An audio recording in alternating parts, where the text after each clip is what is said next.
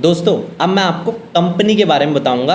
Company हम किसे बोलते हैं? Equity shares. अगर कोई दूसरा फाउंडर आएगा, दूसरा इन्वेस्टर आएगा, तो उसे किस रेशो में मुझे इक्विटी देनी है, इक्विटी डाइल्यूशन, इन सारे कॉन्सेप्ट को अब हम डिस्कस करने वाले हैं। सबसे पहले मैं आपको ये बताता हूँ कंपनी क्या है। Company is nothing but company is made up of equity shares. Company हम किसे बोलेंगे? कंपनी वो एंटिटी है जो इक्विटी शेयर से मिल के बनी है। अब एक कंपनी में हमने एक बात की, कंपनी मतलब प्राइवेट लिमिटेड। सिंपल आप ये समझना, स्टार्टअप मतलब प्राइवेट लिमिटेड। तो यहाँ पर जो मैं कंपनी की बात कर रहा हूँ, कंपनी मतलब सिंपल सी बात है, company is made up of equity shares. आगे बात करते हैं। जैसे आप इक्विटी शेयर्स के कंसेप्ट को समझ लेते हो, अब दो डायरेक्टर एक बिजनेस को स्टार्ट करते हैं। क्या कर रहे हैं? दो डायरेक्टर मिलकर एक बिजनेस को स्टार्ट कर रहे हैं। तो दोनों डायरेक्टर मान के चलते हैं, दोनों डायरेक्टर की हिस्सेदारी कितनी है? 50-50%। कितनी हिस्सेदारी है? 50%। तो ये दोनों डायरेक्टर जो बिजनेस को स्टार्ट कर रहे हैं, ये दोनों अपने आप को बोलेंगे cofounder 1 and cofounder 2। In this company there are 2 को फाउंडर। यहाँ पर 2 को फाउंडर्स हैं जिनकी हिस्सेदारी 50-50% है। हिस्सेदारी मतलब इक्विटी कितनी है? 50% को फाउंडर 1, 50% को फाउंडर 2 की है। ठीक है, उम्मीद करता हूँ ये पॉइंट समझ आया होगा। अब मैं आपको शेयर्स बताता हूँ। शेयर्स और फेस वैल्यू, दो चीज़ें मैं आपको बताऊंगा। देखो, company is made up of equity shares. अब मान के चलते, जब आप कंपनी स्टार्ट करोगे, आप चाहे तो ये बता सकते हो कि मैं कंपनी 10,000 शेयर्स से स्टार्ट करूंगा, मेरी कंपनी में 10,000 शेयर्स है। आप चाहे तो 1,00,000 शेयर्स कर दो, आप चाहे तो 1,000 शेयर्स कर दो। आपको बताना पड़ेगा सीए को आपकी कंपनी में कितने शेयर्स है। आपने 10,000 शेयर से आप स्टार्ट कर रहे हो और एक शेयर की वैल्यू कितनी है? 10 रुपये है। एक शेयर की वैल्यू 10 रुपये है। आपके कंपनी में 10,000 शेयर है और एक शेयर की वैल्यू कितनी है? 10 रुपये। तो कंपनी की वैल्यूएशन कितनी आ गई? कंपनी की वैल्यूएशन आ गई 1,00,000 रुपीज़। अभी आपकी कंपनी फॉर्म हुई है, उस कंपनी फॉर्म में 10,000 शेयर्स आपने बताए, जिसमें ईच शेयर की वैल्यू कितनी है? 10 रुपये। तो कंपनी की वैल्यूएशन कितनी आ गई? 1,00,000 रुपये। अब इसी 1,00,000 रुपये को हम बोलेंगे पेड अप कैपिटल। इसे हम क्या बोलेंगे? Paid up capital. इसी 1,00,000 रुपये को हम क्या बोलेंगे? Paid up capital. ठीक है, ये क्या हो गए? 10,000, ये हो गए शेयर्स। ये 10 रुपये क्या हो गए? ये हो गया वैल्यू। एक शेयर की कितनी वैल्यू है? इसे हम ये भी बोल सकते हैं फेस वैल्यू। एक कंपनी जब फॉर्म हुई थी, उसमें एक शेयर की वैल्यू क्या थी? उसे हम बोलते हैं फेस वैल्यू। जब कंपनी स्टार्ट होती है, उस टाइम जो शेयर की वैल्यू होती है, उसे हम बोलते हैं face value.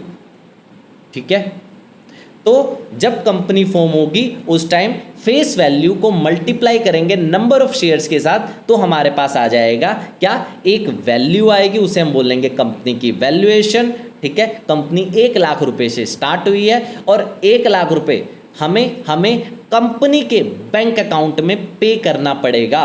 Paid up capital इसे हम बोलेंगे। क्या बोलेंगे? Paid up capital. अब एक लॉजिक को समझना। 1,00,000 रुपये से कंपनी स्टार्ट हुई है। अब कंपनी में 2 डायरेक्टर है जिनकी हिस्सेदारी है 50-50%। तो भाई कंपनी के खाते में 1,00,000 रुपये तो आने चाहिए, बट 50,000 को फाउंडर 1 से आने चाहिए, 50,000 को फाउंडर 2 से आने चाहिए। ठीक है, ये करना मैंडेटरी है। 1,00,000 रुपये अगर आप बता रहे हो कि मेरी कंपनी में 10,000 शेयर है, एक शेयर की वैल्यू 10 रुपये है, तो टोटल कितना बना? टोटल कंपनी की वैल्यू कितनी बनी? 1,00,000 रुपये। इन 1,00,000 रुपये को हमें बोलेंगे पेड अप कैपिटल, और इस पेड अप कैपिटल को आपको कंपनी के करंट अकाउंट में, कॉर्पोरेट अकाउंट में जमा करना पड़ेगा।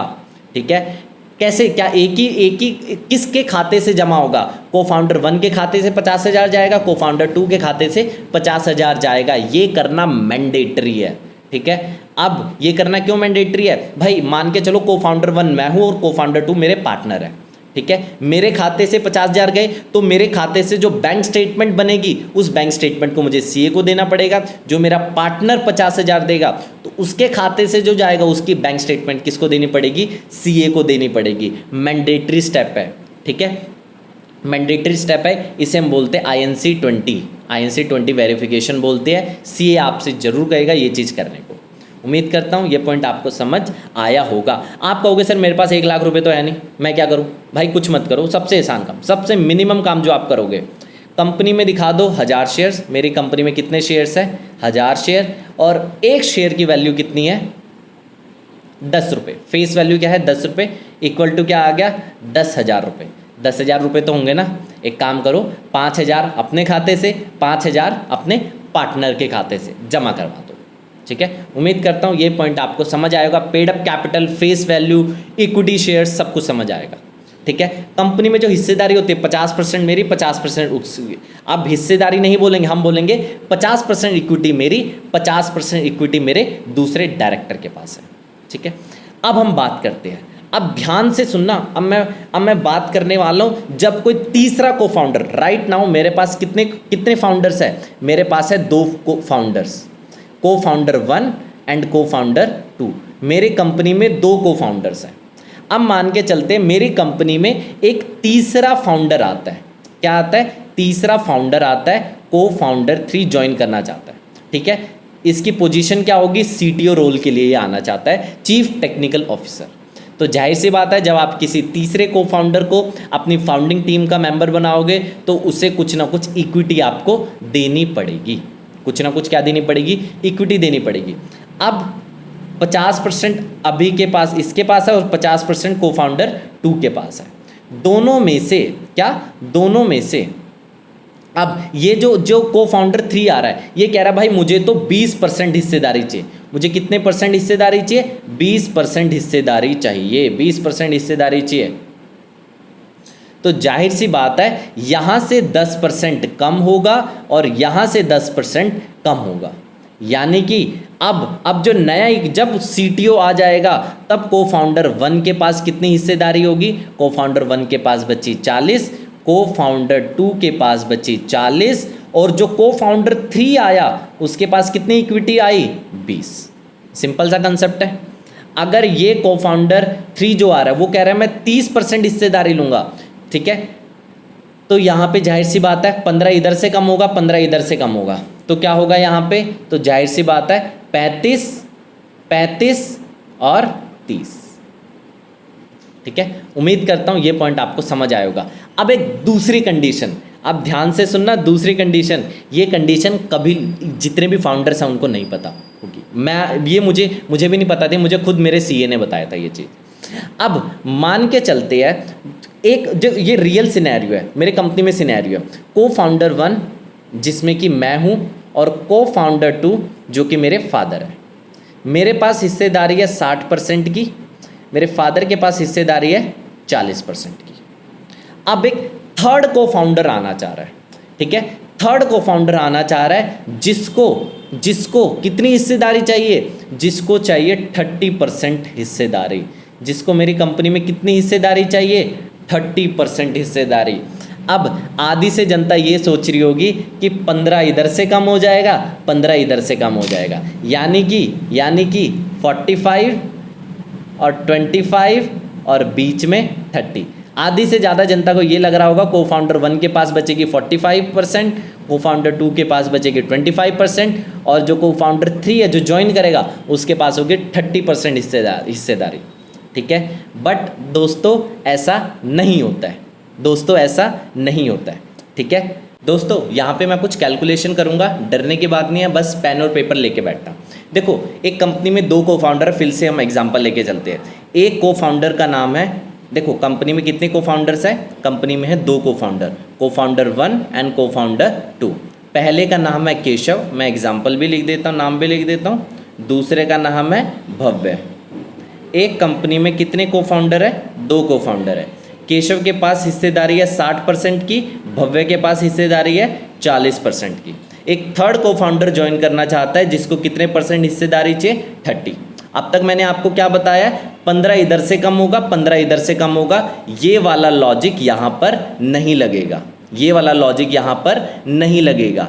ठीक है, क्यों नहीं लगेगा? क्योंकि दोनों के पास इक्वली इक्विटी डिस्ट्रीब्यूटेड नहीं है। इसके पास 60 है, इसके पास 40 है, दोनों के पास इक्विटी इक्वली डिस्ट्रीब्यूट नहीं है। अगर दोनों पे होती ना 50-50% इक्विटी तो मैं यहाँ से क्या करता, 15 ऊपर से कम कर देता और 15 नीचे से कम कर देता। बट दोनों के पास इक्वल इक्विटी नहीं है, ठीक है। तो होगा क्या, चलो अब हम एक कैलकुलेशन को क्या करेंगे, यहाँ पे सॉल्व करेंगे। चलो होगा कुछ बेसिकली यूँ, देखो अब मैं यहाँ पे 2 कैलकुलेशन लिखने वाला हूँ, ध्यान से समझना इन दोनों कैलकुलेशन को, इन दोनों इक्वेशंस को।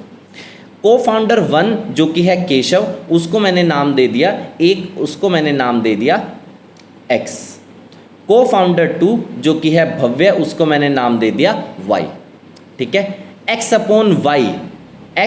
अपॉन y क्या है, 60/40, ठीक है, 60/40। ये रेशो हमेशा कांस्टेंट रहेगा।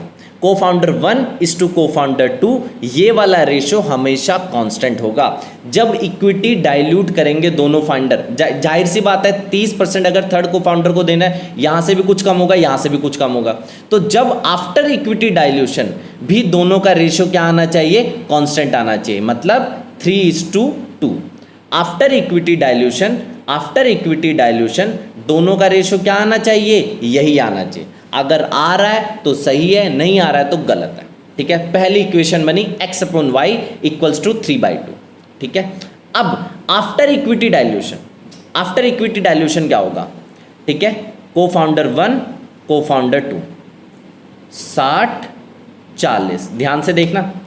आफ्टर इक्विटी डाइल्यूशन कुछ यहाँ से कम होगा, ठीक है, और कुछ यहाँ से कम होगा। ये तो आपको पता है कितना, मान लो यहाँ से 10%, 15%, 12% जितना भी कम हुआ, ठीक है। जो भी लेफ्ट बचा उसको मैंने बोल दिया x, उसको मैंने क्या बोल दिया, x।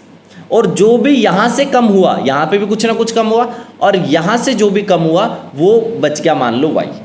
मान लो यहाँ पे बचा 30, तो मैंने इसे क्या बोल दिया, y, ठीक है। तो यहाँ क्या होना चाहिए, ध्यान से देखना, x plus y plus 30 equals to 100। x कौन है, x है को फाउंडर 1। को फाउंडर 1 के पास कितनी इक्विटी है, x। को फाउंडर 2 के पास y, और को फाउंडर 3 के पास 30। जब हम तीनों का जोड़ करेंगे तो हमारे पास क्या आना चाहिए, 100 आना चाहिए। तो मेरे पास अभी 2 इक्वेशन है, ठीक है। कौन सी 2 इक्वेशन है, अब इसको हम सॉल्व करेंगे। x upon y equal to 3/2। इन दोनों इक्वेशन को आपको क्या करना है दोस्तों, सॉल्व करना है। चलो आ जाओ, इन दोनों इक्वेशन को हम सॉल्व करते हैं, ठीक है। सबसे पहले ये वाली इक्वेशन हम सॉल्व करेंगे। देखो सिंपल मैथमेटिक्स है, क्रॉस मल्टीप्लाई जब आप करोगे यहाँ पे 2x इक्वल टू 3y, और यहाँ से मुझे x की वैल्यू क्या निकल के आई, 1.5y। देखो ये बहुत ही बेसिक मैथ है, यहाँ पे मैं कोई इंटीग्रेशन डिफरेंशिएशन नहीं करवा रहा, बहुत ही बेसिक मैथ है। x की वैल्यू क्या आ गई, 1.5y। उम्मीद करता हूँ आपको x की वैल्यू समझ आ रही होगी। x की वैल्यू को यहाँ पर पुट करो, x की वैल्यू को जैसे आप यहाँ पे पुट करोगे, x की जगह मैं क्या लिख सकता हूँ, 1.5y प्लस y प्लस 30 एक सेकेंड प्लस 30 इक्वल्स टू 100। तो यहाँ पे मैं लिख सकता हूँ 2.5y इक्वल 100 माइनस 30, ठीक है। तो 2.5y इक्वल टू 100 माइनस 30 करेंगे 70 आएगा, ठीक है।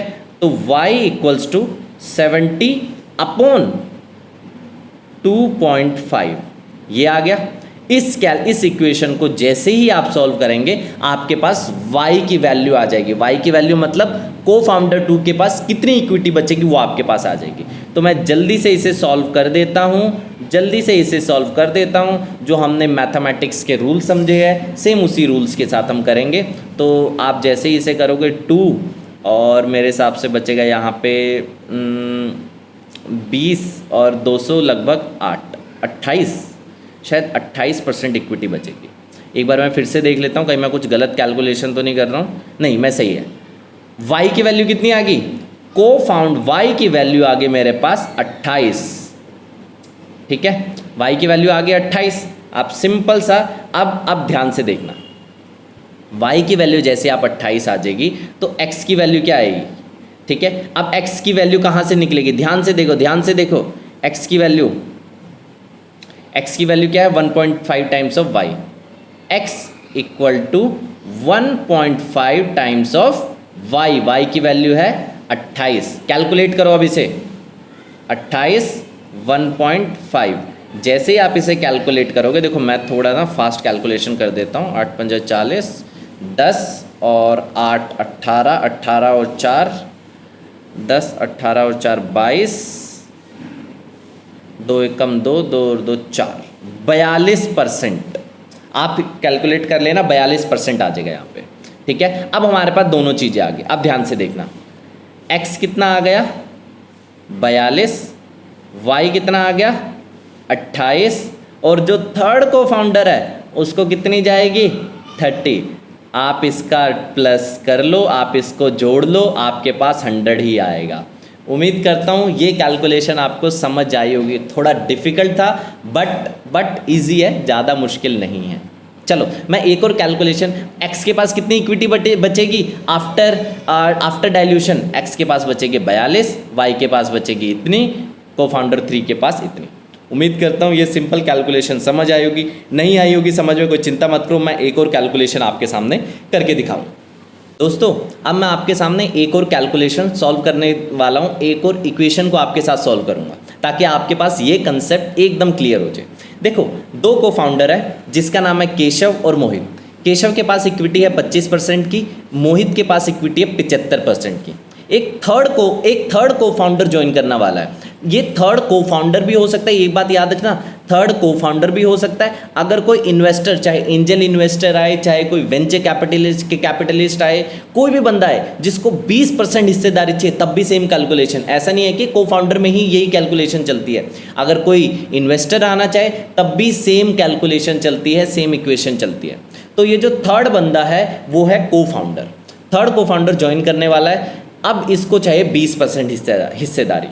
कैसे होगी 20% हिस्सेदारी? चलो हम यहाँ पे सॉल्व करते हैं। केशव इज टू मोहित, इसका रेशो क्या आएगा? इसका रेशो आया 25/75 इक्वल्स टू 1/3। सिंपल सी कैलकुलेशन है, केशव अपॉन मोहित। ये वैल्यू हमेशा क्या रहेगी? कांस्टेंट रहेगी। दूसरी कैलकुलेशन अब हम आते हैं। अब केशव के पास हिस्सेदारी कितनी है? केशव के पास हिस्सेदारी है अभी 25, मोहित के पास हिस्सेदारी है यहाँ पे 75, ठीक है। अब 20% हिस्सेदारी किसे चाहिए? थर्ड को फाउंडर को चाहिए, या बोलो थर्ड इन्वेस्टर को चाहिए, ठीक है। अब दोनों में से माइनस तो होगा नहीं इक्वली, कि 10 ऊपर से माइनस हो जाए, 10 ऊपर से माइनस हो गए। अब मान के चलते हैं यहाँ से 25 में से कुछ माइनस, मान लो 5 माइनस हुआ, 2 माइनस, कुछ भी माइनस हुआ, जो लेफ्ट अमाउंट बचा, जो लेफ्ट इक्विटी बची, वो बची के। मोहित में से भी 75 में से भी कुछ माइनस होगा, 5 माइनस, 2 माइनस, जो भी माइनस हुआ उसमें से भी जो भी माइनस हुआ, उसके बाद इक्विटी बची मोहित के पास m, ठीक है। तो यहां पर क्या होगा? k प्लस m, केशव की इक्विटी प्लस मोहित की इक्विटी प्लस 20 इक्वल टू 100। ये मेरे पास क्या है? इक्वेशन। केशव की कौन सी इक्विटी? आफ्टर इन्वेस्टर कम इन, आफ्टर इन्वेस्टर या बोलो को फाउंडर कम्स इन। जब इन्वेस्टर आ चुका, को फाउंडर आ चुका, तो केशव के पास भी कुछ इक्विटी माइनस होगी 25 में से। उसके आने के बाद केशव के पास जो लेफ्ट बची वो बची के, मोहित के पास जो लेफ्ट बची वो बची m। तो मेरे पास दो इक्वेशन है, k plus m plus 20 equal to 100। और दूसरी इक्वेशन क्या बोलती है मेरे पास? दूसरी इक्वेशन ये बोलती है भाई k upon m equals to 1/3।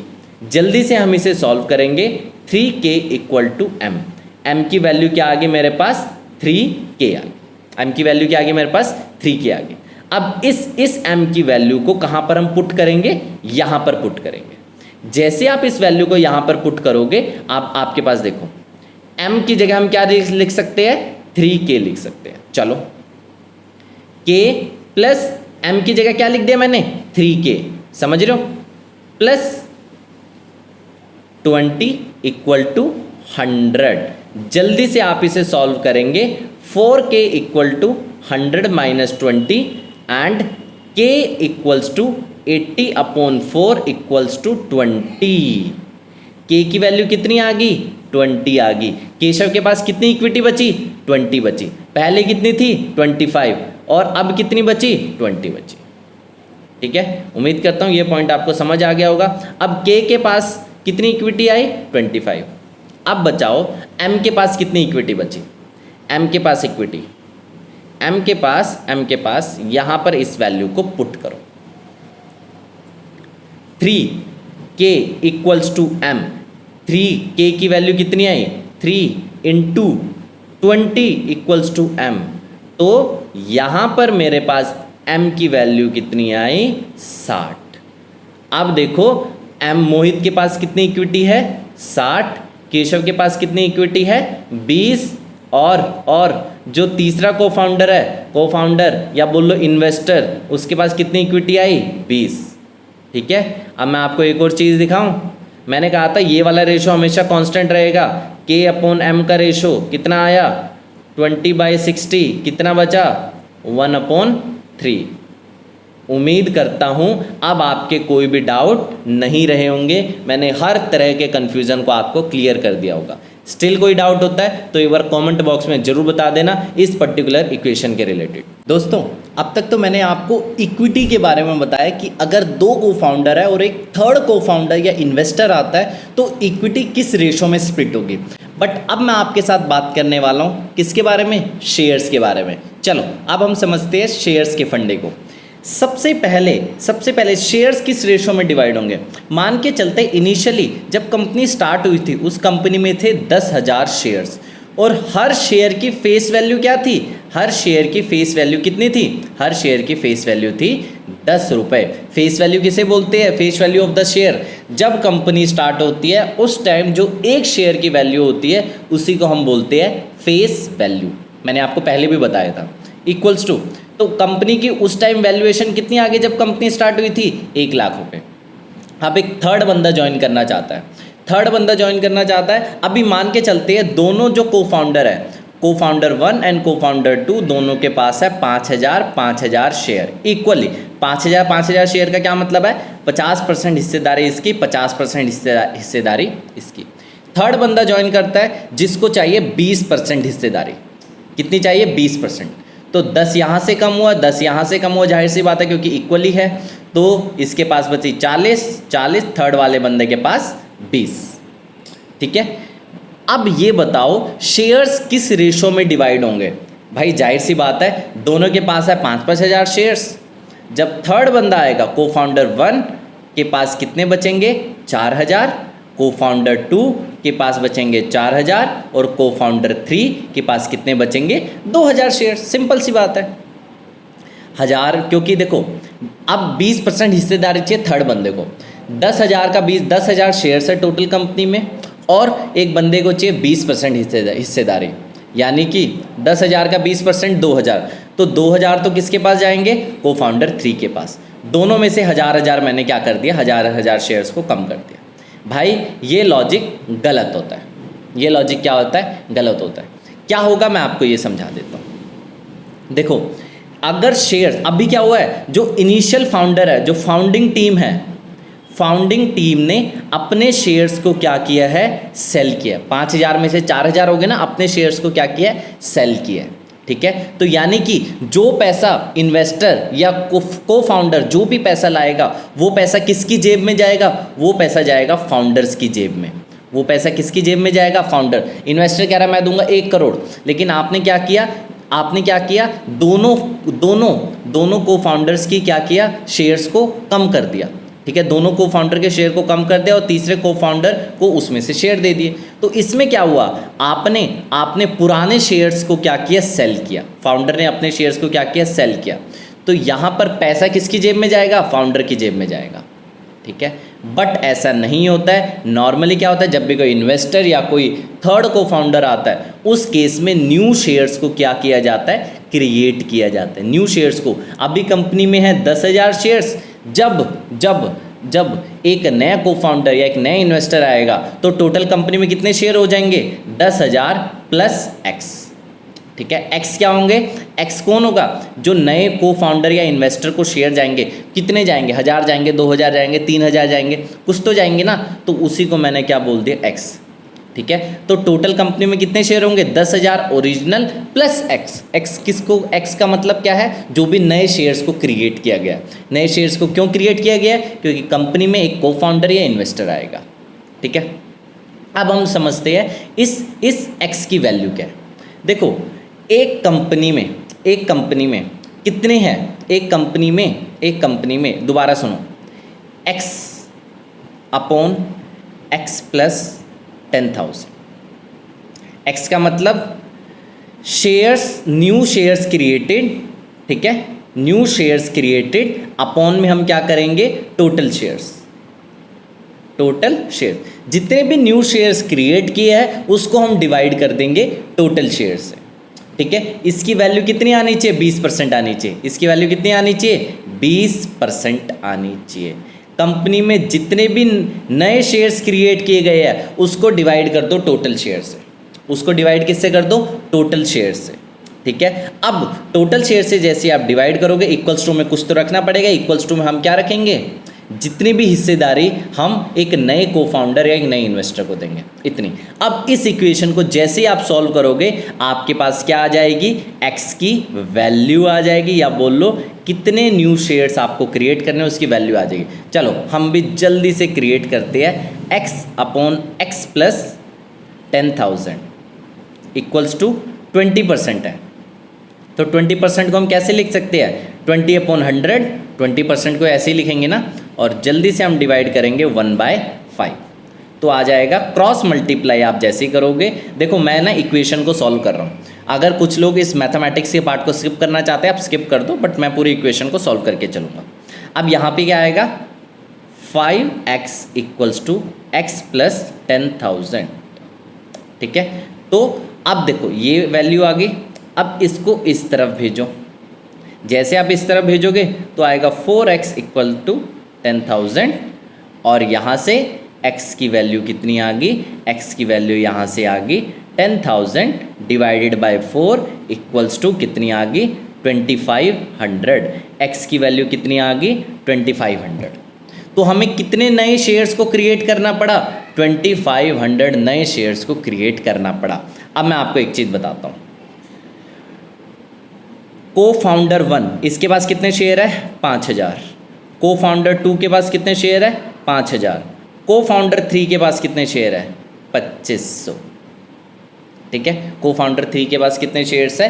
2500। उम्मीद करता हूँ ये सारे कॉन्सेप्ट आपको समझ आए होंगे। अगर स्टिल आपको कन्फ्यूज़न होगा एक बार हमें कमेंट बॉक्स में ज़रूर बता दें, हम आपके कन्फ्यूज़न को दूर कर देंगे। दोस्तों ये हमारे पास सॉल्यूशन तो आ गया, हमारे पास x की वैल्यू आ गई, न्यू शेयर्स कितनी क्रिएट करने हैं उसकी वैल्यू तो आ गई, बट क्या ये सही है? चलो आ जाओ इसको हम देखते हैं। चलो तो हमारे पास x जो नया को फाउंडर है, ठीक है, इसको कितने % हिस्सेदारी देनी थी? 20%। चलो हम इसे चेक करते हैं। x के मतलब ये जो x है, या बोल लो को फाउंडर 3 है, इन्वेस्टर 3 है, इसके पास कितने शेयर है? 2500 divided by total number of shares. Total number of shares कितने हैं? 12,500। कैसे भाई? इन तीनों को प्लस कर दो, टोटल नंबर ऑफ शेयर्स आपके पास आ जाएंगे, ठीक है। जैसे ही आप इस इक्वेशन को सॉल्व करोगे 1/5 ये आएगा, तो कितना आ जाएगा? 1/5। अगर इंटू में 100 करेंगे इक्वल्स टू, क्योंकि जब भी हम परसेंटेज निकालेंगे तो उसको इंटू 100 करना ही पड़ता है, तो आ जाएगा आपके पास 20%। क्या आ जाएगा आपके पास? 20%, ठीक है। उम्मीद करता हूँ आपको समझ आया होगा ये मैंने क्या कैलकुलेशन की है, हर एक पॉइंट आपके क्लियर हुए होंगे। अगर स्टिल कोई कन्फ्यूजन होता है तो एक बार कमेंट बॉक्स में ज़रूर बता दें। यहाँ पे मैंने क्या किया है, मैंने आपको इक्वेशन सॉल्व करके दिखाई है कि हमारे पास जो नए शेयर्स हमें कितने क्रिएट करने हैं? 2500। क्या मेरे पास ये सही वैल्यू है या नहीं? मैंने वही टेस्ट करके दिखाया, चेक करके दिखाया। क्यों? कैसे चेक किया? x जितने भी नए अमाउंट ऑफ शेयर्स हमें क्रिएट करने पड़े divided by total number of shares, ठीक है। Divided by total number of share मैंने क्यों किया? भाई जितने भी नए शेयर क्रिएट करने पड़े ये जाएंगे को फाउंडर 3 को, divided by total number of share equals to, जब मैं इस इक्वेशन को सोल्व करूंगा मेरे पास 20% आना चाहिए। मेरे पास क्या आना चाहिए? 20% आना चाहिए, क्योंकि 20% हिस्सेदारी मुझे किसे देनी है? को फाउंडर 3 और इन्वेस्टर को देनी है, ठीक है। और इक्वेशन में 20% दिया है, आंसर हमारा 20% दिया है, इसका मतलब हम एकदम सही कर रहे हैं। अगर आपको स्टिल शेयर्स कैलकुलेट करने में कोई दिक्कत आ रही हो, अगर आपको स्टिल कंपनी में इक्विटी कैसे स्प्लिट होती है उसमें कोई डाउट होगा, तो एक बार कमेंट बॉक्स में बताएं, एक आपके लिए डेडिकेटेड वीडियो जरूर लाएंगे। दोस्तों अब मैं आपसे बात करूंगा वैल्यूएशन के रिगार्डिंग। अब कंपनी की वैल्यूएशन में कुछ ऐसी चीज़ें जो आपको समझना बहुत ज़रूरी है। देखो, जब कंपनी स्टार्ट हुई थी, कंपनी किससे हुई थी? पेड अप कैपिटल से स्टार्ट हुई थी। कंपनी में मान लो टोटल कितने शेयर्स है? टोटल कंपनी में जब स्टार्ट हुई थी तब उस टाइम थे 10,000 शेयर्स, और कंपनी के एक शेयर की वैल्यू कितनी थी? 10 रुपये। हमने 10 रुपये को क्या बोला था? हमने 10 रुपये को बोला था कि ये 10 रुपये क्या है? शेयर की फेस वैल्यू है। टोटल नंबर ऑफ शेयर्स को मल्टीप्लाई कर दिया face value of the share, तो हमारे पास सामने निकल के क्या आ गया? हमारे पास आ गई पेड अप कैपिटल। इस अमाउंट से हमने कंपनी को क्या किया था? स्टार्ट किया था। अब मान के चलते हैं कंपनी की वैल्यूएशन कितनी हो चुकी है? कंपनी की वैल्यूएशन हो चुकी है 10 लाख रुपए। क्या हो चुकी है? 10 लाख रुपए। तो अब एक चीज़ बताओ, कंपनी में टोटल नंबर ऑफ शेयर्स बढ़े या जब कंपनी की वैल्यूएशन 10 लाख हुई? नहीं, कंपनी में टोटल नंबर ऑफ शेयर्स नहीं बढ़े हैं। क्या कंपनी के शेयर वैल्यू बढ़ी है? बिल्कुल बढ़ी है। हम उसी को डिस्कस करने वाले हैं। दोस्तों अब मैं आपको बताऊंगा कंपनी के शेयर की वैल्यू कितनी है जब कंपनी की वैल्यूएशन 10 लाख रुपए हुई। चलो उसके लिए हमें क्या करना पड़ेगा? 10,000 को मल्टीप्लाई करना पड़ेगा वाई। वाई क्या है? वाई क्या है? Share value. वाई क्या है? Share value. हमें 10,000 को मल्टीप्लाई करना पड़ेगा वाई के साथ, और इक्वल्स टू में क्या अमाउंट आना चाहिए? 10 लाख रुपीज़। क्या आना चाहिए? 10 लाख रुपीज़। ठीक है, यानी कि देखो कंपनी की वैल्यूएशन कैसे निकलती है? Total number of shares multiply by share value equal to company की वैल्यूएशन। कंपनी की वैल्यूएशन है 10 लाख और टोटल नंबर ऑफ शेयर्स कितनी है? 10,000। वाई की वैल्यू क्या आएगी? भाई सिंपल सा गणित है। वाई की वैल्यू क्या आएगी? वाई की वैल्यू आ चुकी है यहाँ पे 100। कैसे? भाई सिंपल सा गणित है। जो लोग गणित को नहीं जानते भाई बिजनेस से दूर रहें, अगर आप गणित को नहीं जानते। ठीक है, मैं हमेशा बोलूँगा गणित सीख लो, मैथमेटिक्स सीख लो, आपके बिजनेस में बहुत मदद करेगा मैथ। ठीक है, ये देख लो वाई की वैल्यू कितनी आ गई? 100।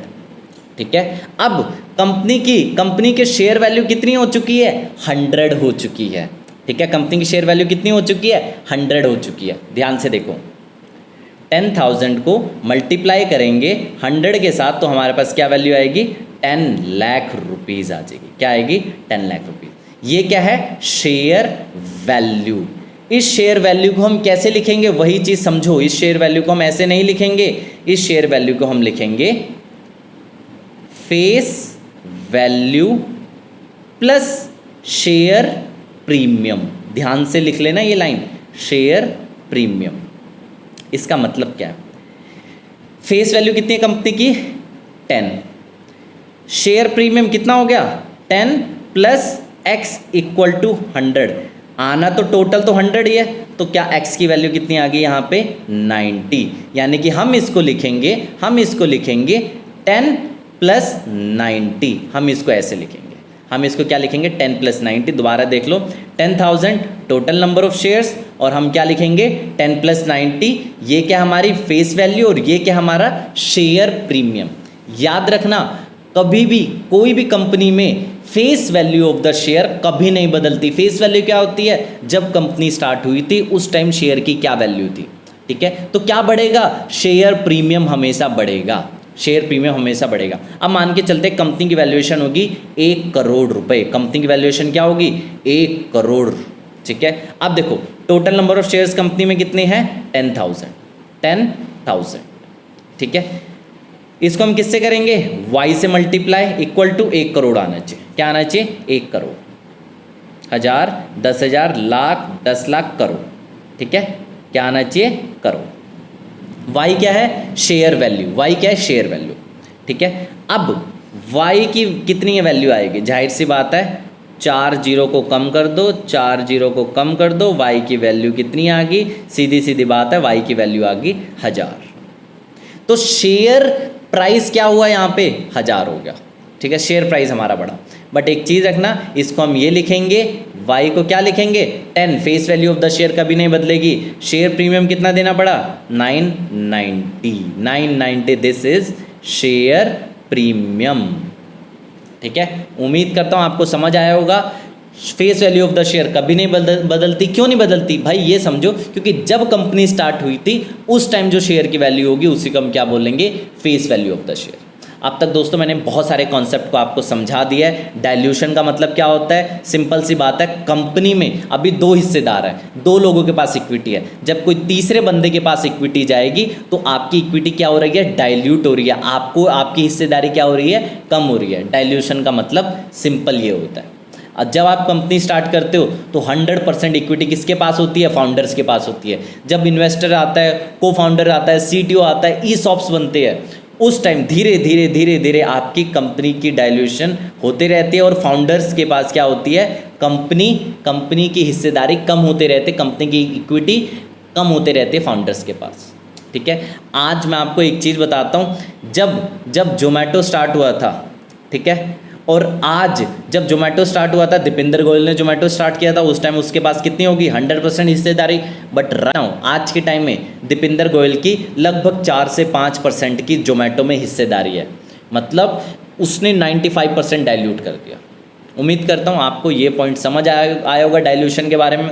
इसके बाद मैंने आपको बताया वैल्यूएशन जो अभी मैंने आपको समझाया, शेयर प्रीमियम, फेस वैल्यू क्या होता है, कंपनी में शेयर्स कैसे डिवाइड होते हैं, डाइल्यूशन कंपनी में कैसे होता है, ये सारे मतलब किस पर्सन को कितनी इक्विटी मिलेगी जब कोई थर्ड को फाउंडर इन्वेस्टर आएगा, हर तरह के पॉइंट को अब हमने डिस्कस किया है। अब हम नेक्स्ट सेगमेंट पे चलते हैं जब मैं आपको ESOPs के बारे में समझाऊंगा। अगर आपको भी स्टार्टअप के बारे में डिटेल में सीखना है तो मैंने 3 घंटे की मास्टर क्लास वीडियो बनाई हुई है, उसको आप अभी के अभी जाकर देखें, जिसमें स्टार्टअप का आपको कंप्लीट ज्ञान मिल जाएगा। इसके बाद आपको कोई भी स्टार्टअप की वीडियो देखने की जरूरत नहीं पड़ेगी। आपकी वीडियो कैसी लगी कमेंट बॉक्स में जरूर बताएं और सब्सक्राइब के बगल में बेल नोटिफिकेशन का आइकन है, उसको जरूर प्रेस कर दें ताकि आपको हमारे लेटेस्ट वीडियो की अपडेट सबसे पहले मिल जाए। बहुत सारे लोग हमें कहते हैं कि आपकी वीडियो की नोटिफिकेशन नहीं आती, तो भाई बेल नोटिफिकेशन का आइकन क्लिक करके रखना।